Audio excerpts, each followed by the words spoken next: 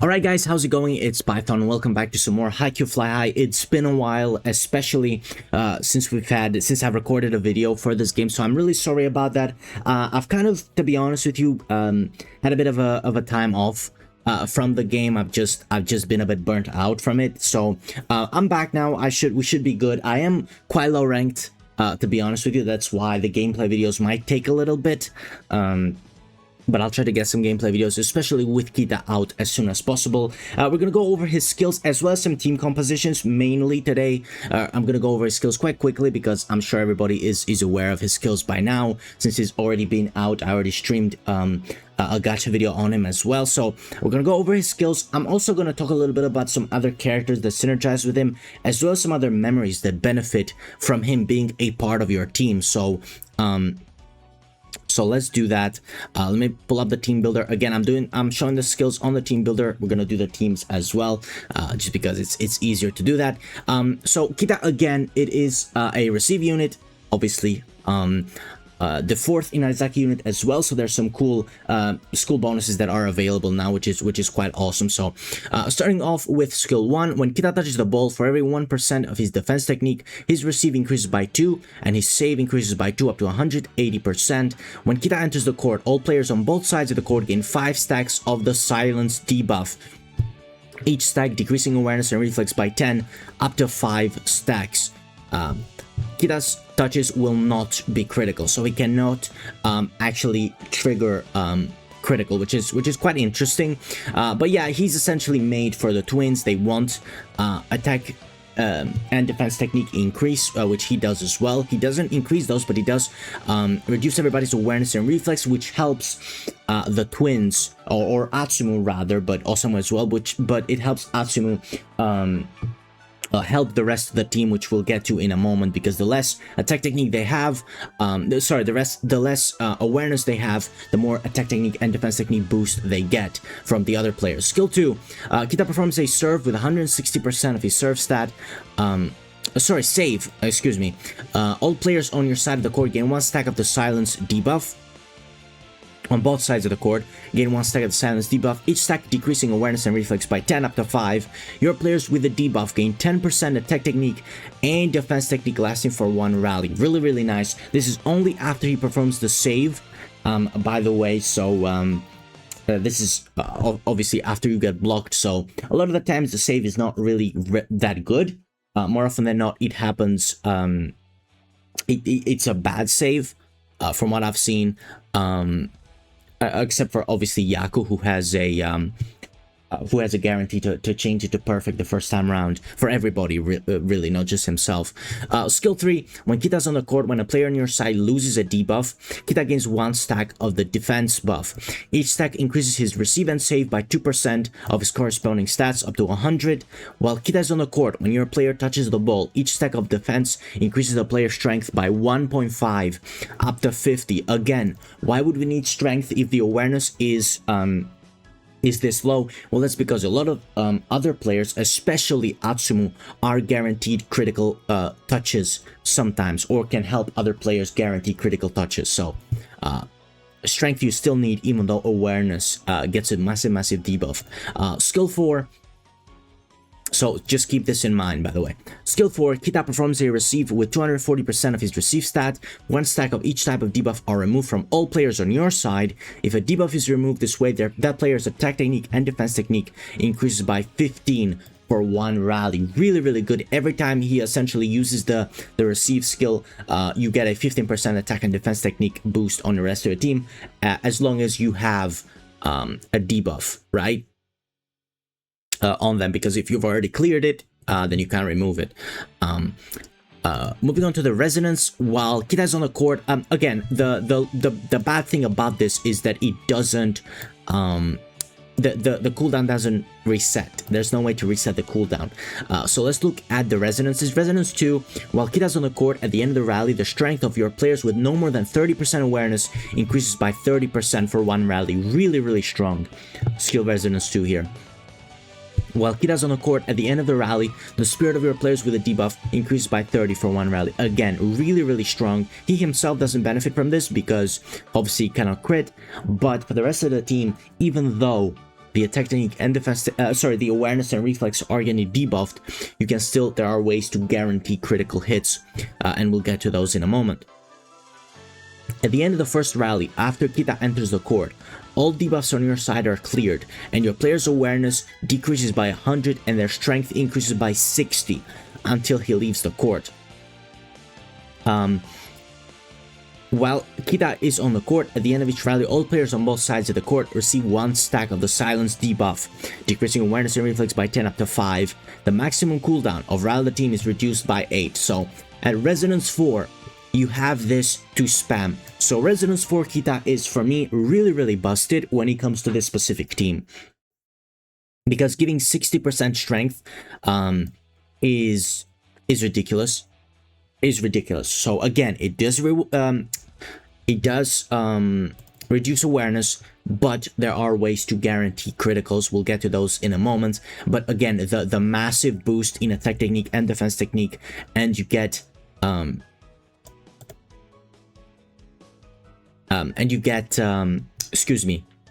debuff cleared when he enters the court, but you get it back essentially at the end of each rally. So it makes up for it, and you're never gonna run out of those debuffs to get the buff, which you can get every rally. So SR4 Kita seems really busted, and essentially you kind of want to have him as your only receiver in the back, because he can spam his ult.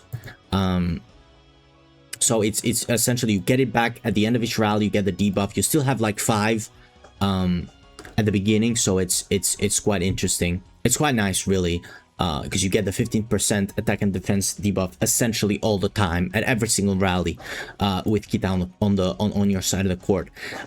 So that's really good, and you can keep stacking the debuff on the opponent as well, which is really good. Going over to the memory, it increases the equipper's receive stat by 12. While the equipper is on the court, when your side performs a serve, the power of the next touch by a player on your side with a debuff increases by 40, lasting for 1 rally. So really good for him, obviously. Another good memory for him that is suggested is actually Iwa's one, which increases his receive stat by 12. The equipper's receive ultimate power increased by 70%. When the equipper uses a receive ultimate, their power attack stat increased by 5. That doesn't matter, but the increase by 70% is quite interesting every time they use the receive ult. So overall, Kita seems really good for this particular team, which we'll talk about in a moment. We'll build it in a second. But there are a couple of other players as well as memories that really benefit from him. Let's start off with the memories first. Obviously, it's Tanaka's memory. Again, not on Kita because it doesn't have a power attack. But when spiking, if the opposing blocker has a debuff, the spike's power increases by 80%. So this is for any wing spiker you have on your team, Hoshiumi, ideally. As long as you have Kita on the team, he's going to get an 80% every time he spikes, which can be really good if you have him at high dupes as well. And the other one is actually Kuros, which, if I can find it, here we go.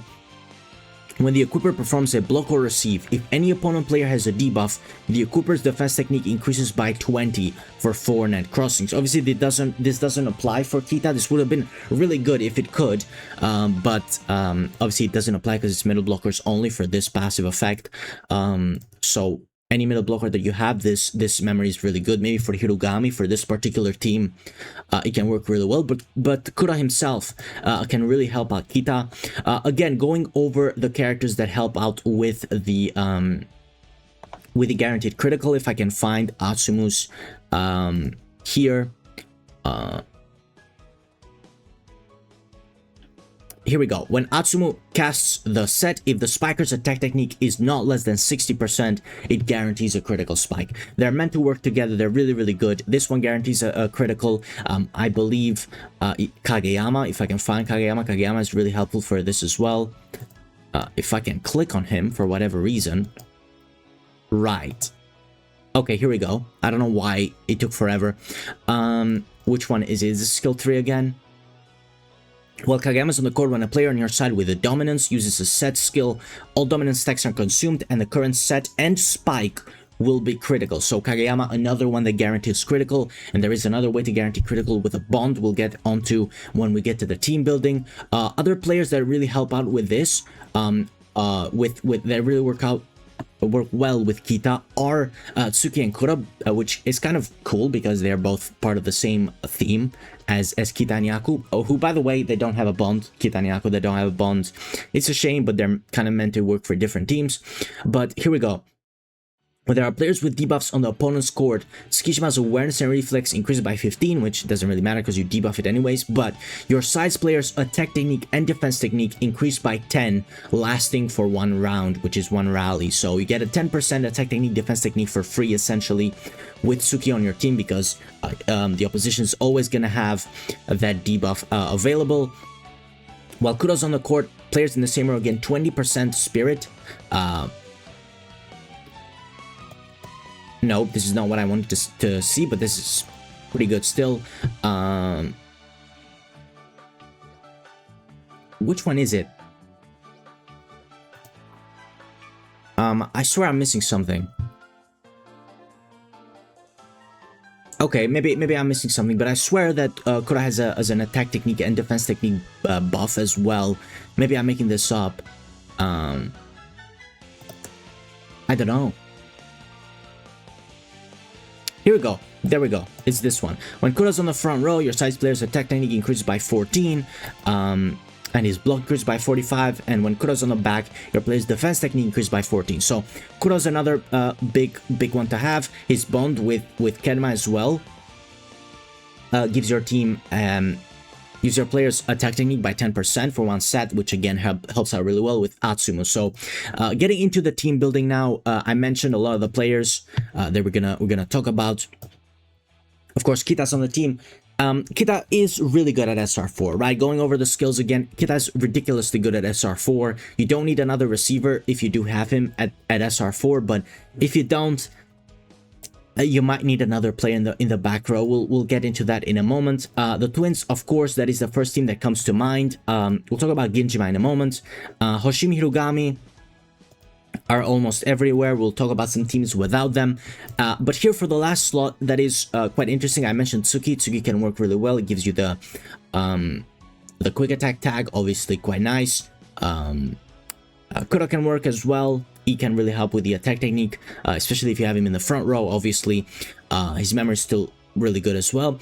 But the one that I want to mention is Tendo. Now, Tendo is an awareness unit, by the way. Tendo is an awareness unit. However, if you look at his bond with the twins, it's really helpful for the rest of them, right? When Atsumu and Osamu are not in the same row, both players' strength increases by 30.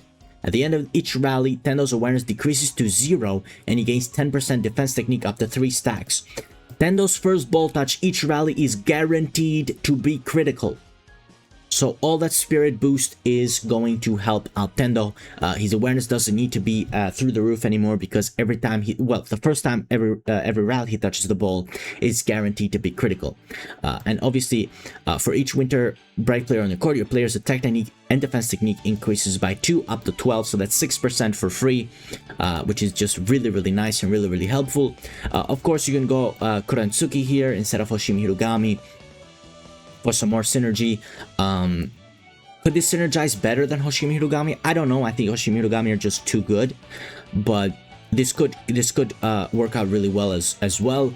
Another player you could throw in there is Ginjima. I haven't gone over Ginjima, but Ginjima is really good at the very beginning because his first 2 spikes are really good, but obviously you get the Inarizaki school bonus. You can still get the Inarizaki school bonus if you put Akagi in here.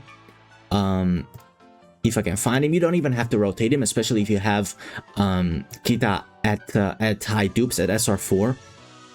You can just have him in the back to get the school bonus, just an extra 5%, which is really nice. The coach as well helps out quite a bit. At the match start, your player's awareness decreases by 30 and their strength increases by 30. When your player on your side touches the ball, if their technique is greater than 40, the power of the touch increases by 50. So that's actually really good and really helpful as well. So the coach is quite important to keep in mind. So there's ways you can go about it. Of course, the Jazz Trio, I did want to mention the Jazz Trio because the Jazz Trio is the other kind of main core of quick attack, right? I did say before Kita that the best version of quick attack, in my opinion, is this. Different rotation, I'm not going to get into rotation now, but it's this. And a different option would be Kenma and Liev instead of the twins, because Kenma and Liev are a lot more versatile than the twins, so they can help you build your other teams as well.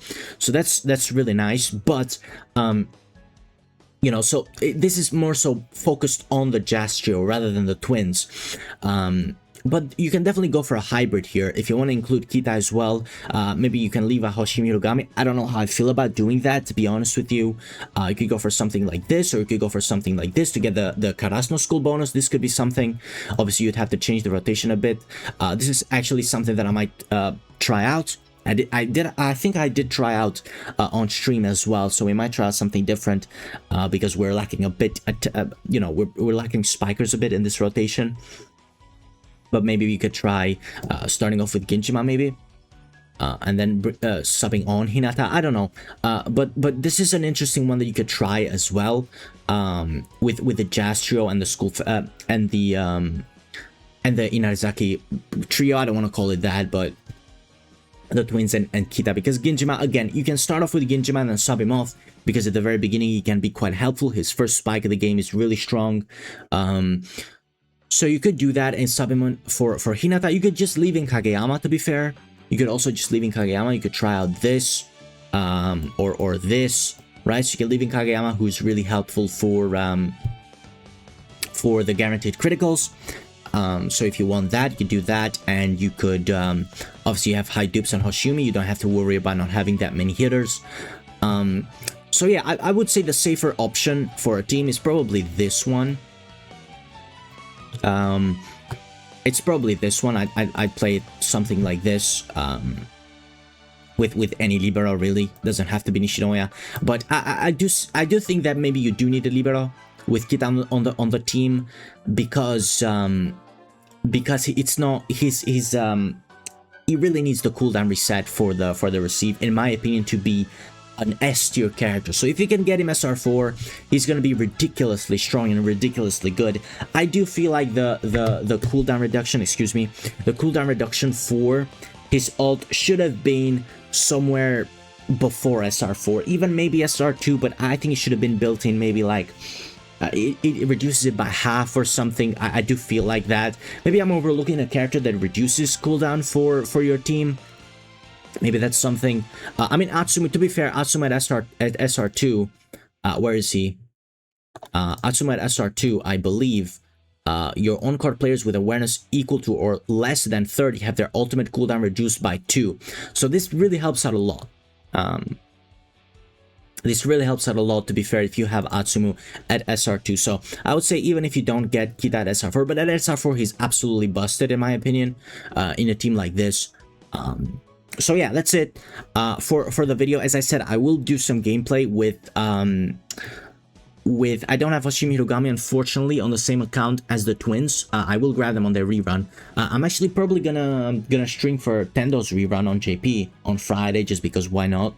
If I can find the time to do so, I probably will do that. So maybe I'll see you there. But as I said, I do want to film some gameplay with it. So please, make sure you check those out as well. If I missed something, if I overlooked something, if I forgot to mention a character of a memory that really synergizes with Kita, please let me know. Again, maybe you could go for a debuff team with Kita. That's another interesting one. It's like a receive team, with maybe like with Tanaka and maybe with Kuro, right? It's something to keep in mind. But I do think that the main thing is with the twins, obviously. So thank you so much for watching, and I'll see you hopefully tomorrow for another video, but we'll see about that. Bye bye.